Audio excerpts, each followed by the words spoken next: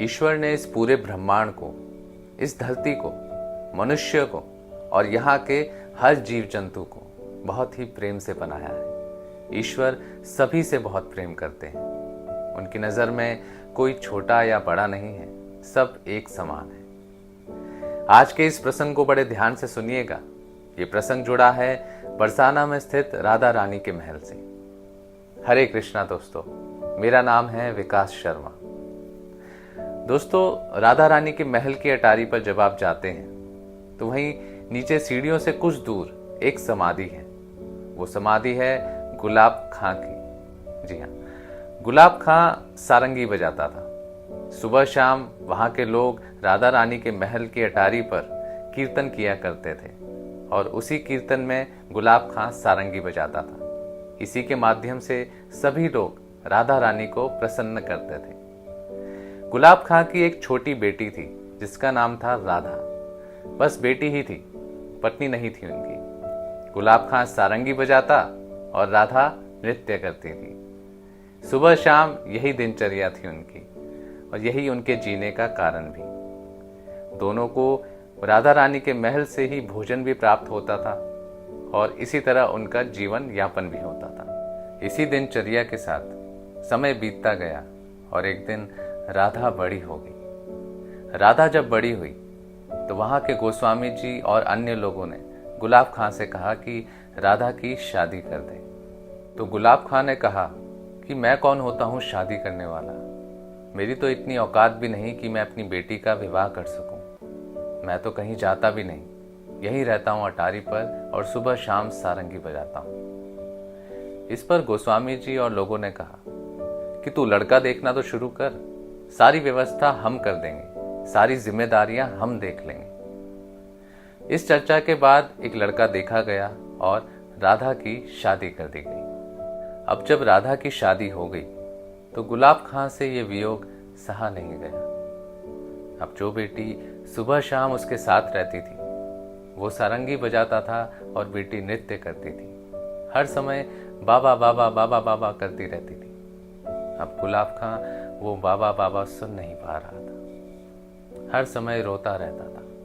वहां के लोगों ने उसे समझाया कि तेरी बेटी का विवाह हो चुका है और वो जा चुकी, लेकिन गुलाब खां को कुछ समझ नहीं आया और वो हर समय चिंतित रहने लगा। इसी चिंता में उसने सारंगी बजाना भी छोड़ दिया और हर समय अटारी पर बैठकर राधा राधा करता रहता था। अब एक दिन गुलाब खां किसी को दिखाई नहीं दिया। लोगों ने बहुत तलाश की लेकिन गुलाब खां किसी को नहीं मिला। काफी तलाश करने के बाद लोगों ने ये समझा कि अपनी बेटी के वियोग में आकर वो परेशान हो गया था और शायद जंगलों की तरफ चला गया या फिर बैकुंठ धाम चला गया। उम्र भी हो गई थी उसकी, तो लोगों ने गुलाब खां के नाम की एक समाधि बनवा दी बरसाना में। सारी उम्र उसने सारंगी बजाई है तो एक समाधि बनवानी तो बनती है और लोगों ने मान लिया कि गुलाब खां अब नहीं रहा। कुछ समय बाद एक दिन गोस्वामी जी अटारी से नीचे आ रहे थे। राधा रानी के महल से भोग लगा कर आ रहे थे। तभी उनको पीछे से एक आवाज सुनाई दी, गोस्वामी जी, राधा राधा। गोस्वामी जी ने पीछे मुड़कर देखा तो सामने गुलाब खां खड़ा था। गुलाब खां को देखते ही गोस्वामी जी थर थर कांपने लगे। वो बोला, मैं हूं गुलाब खां। लेकिन गुलाब, तुम तो दुनिया से जा चुके थे, कहीं दिखाई भी नहीं दिए। हमने तो तुम्हारी समाधि भी बनवा दी। वो बोला, अरे मैं तो कहीं गया ही नहीं, मैं तो यहीं हूं।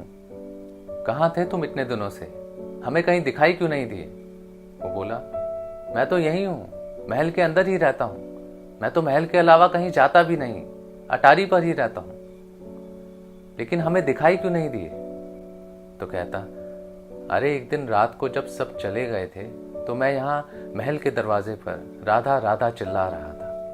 तभी आधी रात के समय एक छोटी बच्ची मेरे पास आई और उसने बोला, बाबा सारंगी नहीं बजाओगे? सारंगी नहीं बजाओगे तो मैं नृत्य कैसे करूंगी? तो मैंने सारंगी बजाई और वो बच्ची मुझे महल के भीतर ले गई। महल के अंदर ठाकुर जी थे, राधा रानी थी और रास हो रहा था। अब वो रास करते हैं और मैं सारंगी बजाता हूँ। मैं वहीं रहता हूँ राधा रानी के महल में। मैं तो कहीं जाता ही नहीं, मैं तो मेरी राधा के पास रहता हूँ और मेरी राधा हर समय मेरे साथ रहती है। तो गोस्वामी जी बोले, अच्छा? वो बोला, हाँ। अभी आप भोग लगा कर आए हो ना मेरी राधा को? गोस्वामी जी बोले, हाँ।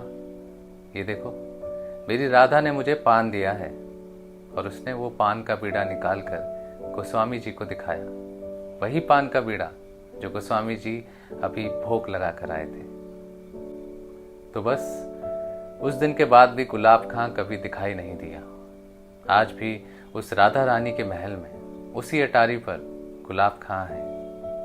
और ऐसा कहा जाता है कि ऐसे बहुत से लोग हैं जो उस अटारी पर दिखने के बाद कभी दिखाई नहीं दिए, क्योंकि साक्षात राधा रानी वहां पर विराजमान है और साक्षात ठाकुर जी वहां पर आते हैं। तो वो अटारी साधारण नहीं है।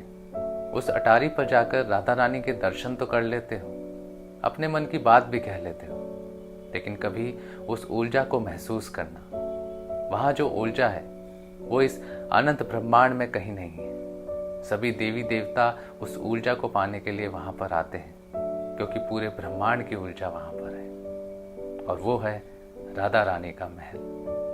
उम्मीद है दोस्तों आपको ये प्रसंग सुनकर आनंद मिला होगा। अगर आप ऐसे ही वीडियोस और देखना चाहते हैं तो मेरे चैनल को सब्सक्राइब कीजिए और मुझे कमेंट सेक्शन में बताइए। मिलते हैं अगली बार एक नए प्रसंग के साथ। तब तक के लिए राधा राधा।